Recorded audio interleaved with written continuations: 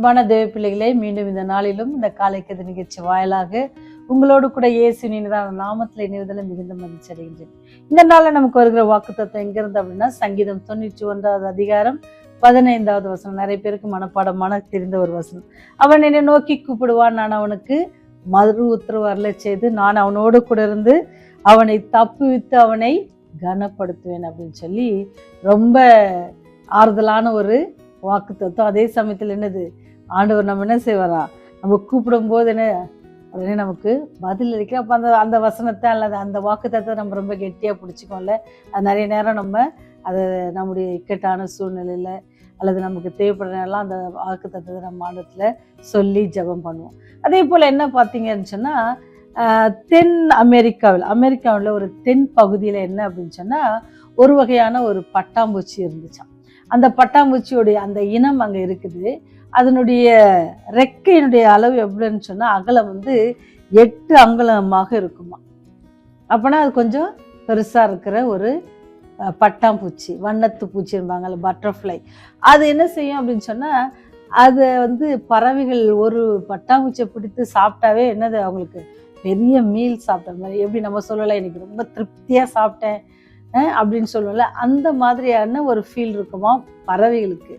ஏன்னா அவ்வளோ பெருசாக அவங்க சாப்பிட்டோன்னே ரொம்ப அவங்களுக்கு திருப்தி அடையத்தக்கதான அந்த வகையான பட்டாம்பூச்சிகள் என்ன செய்யுதுன்னா, அவருடைய இனம் என்ன செய்யுதுன்னா அழிந்து கொண்டு வருது. ஆனால் அவ்வளோ சீக்கிரத்தில் அந்த பட்டாம்பூச்சி என்ன செய்ய முடியாதான், பிடிக்க முடியாதான். ஆண்டவர் ரொம்ப நேர்த்தியாக எல்லா காரியத்தையும் ரொம்ப ரொம்ப அழகாக செஞ்சுருக்காங்க, அழகாக படைச்சிருக்காங்கன்னு தான் சொல்லணும்.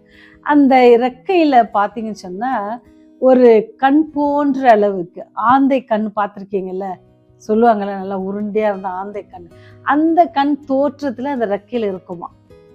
அதனுடைய ரெக்கையில் அந்த கண் இருக்கிறவொடனே மற்ற இடம்லாம் ரொம்ப பிரைட்டாக தெரியாது. ஆனால் அந்த கண் இருக்கிற பகுதி, அந்த பகுதி மட்டும் என்ன செய்யணும், அந்த ரெக்கையில் ரொம்ப அழகாக காட்டுமா. அது எப்படி காட்டும் அப்படின்னு சொன்னால், ஒரு ஆந்தை இருக்கிற மாதிரி அங்கே காட்டுமா. அப்போ பக்கத்தில் வர பறவைங்களுக்குலாம் என்ன அது ஒரு ஆந்தைன்னு சொல்லிட்டு என்ன செய்யாதான் பக்கத்தில் வராதான். எவ்வளோ ஒரு அதிசயம் இல்லை, ஆண்டவர் எவ்வளோ அழகாக அதை பாதுகாக்கிறாங்க பாரு. அதை பிடிச்சி சாப்பிட்டா ஒரு பறவைக்கு ஒரு நேரத்தை அது சாப்பிடவே முடியாது, அப்போ அவ்வளோ பெருசாக இருக்குது.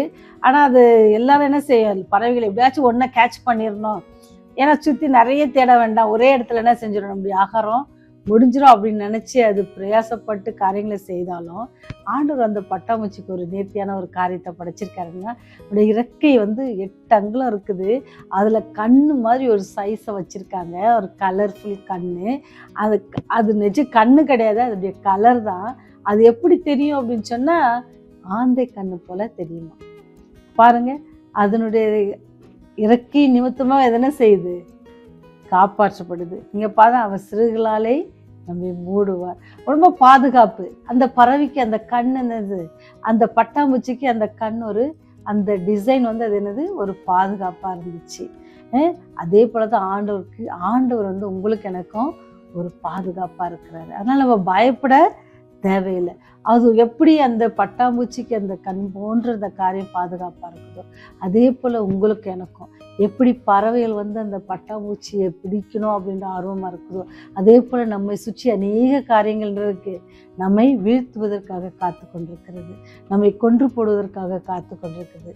ஒருவேளை நம்முடைய பதவியாக இருக்கலாம், நம்முடைய வேலை ஸ்தலங்கள் இருக்கிற காரியங்களாக இருக்கலாம், நிறைய காரியங்கள். இதை குறித்து நம்ம கவலைப்பட தேவை. ஏன்னு சொன்னால், நாம் யார் செட்டிகளின் கீழே இருக்கிறோம், பாதுகாப்பான செட்டிகளின் கீழே இருக்கிறோம். அதாவது அவர் சொல்கிறாரு, உங்களுக்கு அப்படி ஏதாவது இந்த மாதிரி பறவைகளை தொல்லை பண்ணுது, உங்களை சாப்பிடணும்னு நினைக்குது, உங்களுடைய வேலையிலேருந்து உங்களை எப்படியாச்சும் எடுத்துடணும்னு நினைக்குது, உங்களுடைய ப்ரமோஷனை தடுக்கணும்னு நினைக்குது, உங்களுக்கு கிடைக்கிற எல்லா நற்காரியங்களும் என்னது கெடுத்து போடணும் அப்படின்னு நினைக்கிற அநேக காரியங்களை சாத்தான் என்ன செய்வான், சூழ்ச்சியாக காரியங்களை பண்ணுவான். ஆனால் நீங்கள் என்ன செய்யாதீங்க, பயப்படாதீங்க. ஏன்னு சொன்னால், நீங்கள் பாதுகாப்பான ஒரு கரத்தில் இருக்கிறோம். நீங்களும் நானும் எப்படி இருக்கிறோம், அப்படி பாதுகாப்பான ஒரு செட்டையின் நிலையில் இருக்கிறோம். எப்படி கோழி தன் குஞ்சுகளை பாதுகாக்கிறதோ, அதே போல் நம்ம அவருடைய செட்டையின் கீழே இருக்கிறோம். இப்படி ஏதாவது நம்ம சுற்றிலும் பிரச்சனைகள் வரும்போது நம்ம என்ன செய்யணுமா, அவனை நோக்கி கூப்பிடுவான், நான் அவனுக்கு மறு உத்தரவு அருள செய்வேன். உங்களுக்கு இந்த மாதிரி ஏதாவது பிரச்சனைகள் இருக்கும்னு சொன்னால், ஆண்டவர் எப்படி அந்த பறவைக்கு வச்சுருந்தாரோ பாதுகாப்பு, அதே போல் அவர் வச்சிருக்கிறாரு. அவர் சொல்கிறார், நானே உனக்கு பாதுகாப்பா இருக்கிறேன், நானே உனக்கு பாதுகாப்பா இருக்கிறேன். உங்களுக்கு என்ன, நமக்கு பாதுகாப்பு அதுதான் ஆண்டவருடைய ரத்தம், அவர் சிலுவையில் நமக்காக பட்ட பாடுகளை வச்சு என்ன செய்வாரு, நம்மை மறைத்து கொள்வார். அதான் அவர் சொல்றாரு, அவன் என்னை நோக்கி கூப்பிடுவான், நான் அவனுக்கு மறு உத்தரவு செய்வேன் அப்படின்னு சொல்றாரு.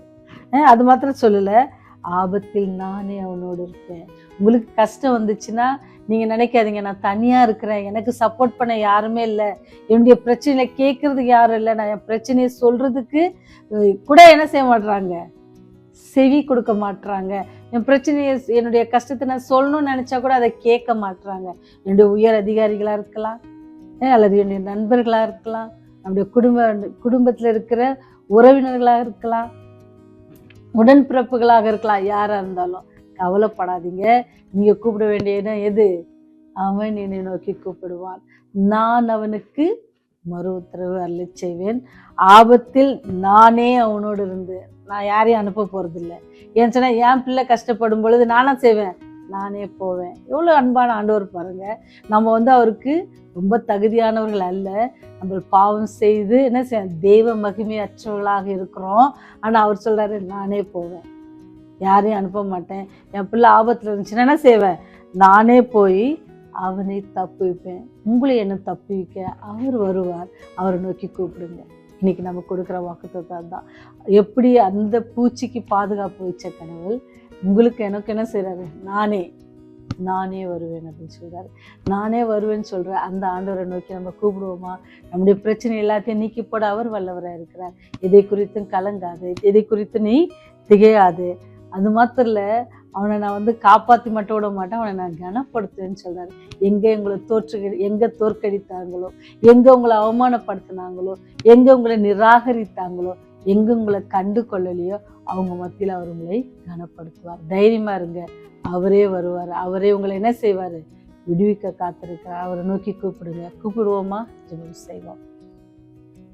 கிருபையும் இரக்கம் கொண்ட அன்பான தெய்வமே, எங்களுக்கு ஆபத்து இருக்கும் பொழுது நீரே எங்களை காப்பாற்றுவேன் என்று வாக்குத்தத்தம் பண்ணினவரே, இந்த நிலையிலும் கூட ஆண்டவரே அநேகர் மனபாரத்தோடு, சஞ்சலத்தோடு, வேதனையோடு இருப்பாங்கன்னு சொன்ன கர்த்தாவே, தயவாய் ஆண்டவரே இந்த நாளில் நீங்க அவங்களை சந்திங்க தகப்பனே.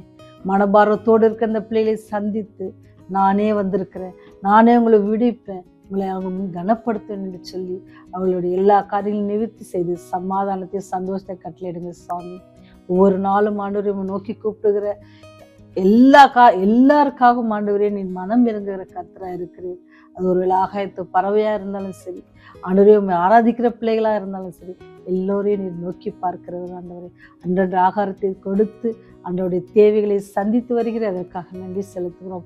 இந்த நாளிலும் கூட ஆண்டவருடைய செய்தியை கேட்கிற ஒவ்வொரு குடும்பத்தையும் நீங்க ஆசீர்வதிங்க, உடைய தேவைகளை சந்திங்க. ஒருவேளை குடும்பத்துல வியாதிப்பட்டிருப்பாங்கன்னு சொன்ன கர்த்தாவே, உடைய காயப்பட்ட கரத்தினால தொட்டு இந்த வியாதியை நீங்க சுகமாக்கி ஆண்டவர்களுக்கு சந்தோஷ சமாதானத்தை தர வேண்டுமா கெஞ்சி மன்றாடுவோம் சாமி. திருமணத்திற்காக காத்து கொண்ட பிள்ளைகளுக்காக செபிக்கிறோம். திருமண ஏற்பாடுகளை செய்து கொண்டிருக்கிற பிள்ளைகளுக்காக செபிக்கிறோம். எல்லா காரியத்தையும் நன்மையாக நீங்க வாய்க்க பண்ண வேண்டுமா கெஞ்சி மன்றாடுகிறோம் சுவாமி. எல்லாவற்றுக்கும் மேலாக ஆண்டவரே, உண்மை நாங்கள் பின்பற்ற பிள்ளைகளாகவும் எல்லா சூழ்நிலையும் நோக்கி கூப்பிடுற பிள்ளைகளாகவும் உடைய ராஜ்யம் வரும்போது ஆண்டவரே நாங்கள் கெட்டு போகாதபடிக்கு இந்த நித்தியானந்த ராஜ்யத்தில் நாங்கள் பங்கு பெறுகிற ஸ்லாக்கியத்தை நீர் தர வேண்டுமா இயேசுவின் மூலம் தாழ்மையோடு ஜெபிக்கிறோம் ஜீவனில் நல்ல தகப்பனே. ஆமென். ஆமென்.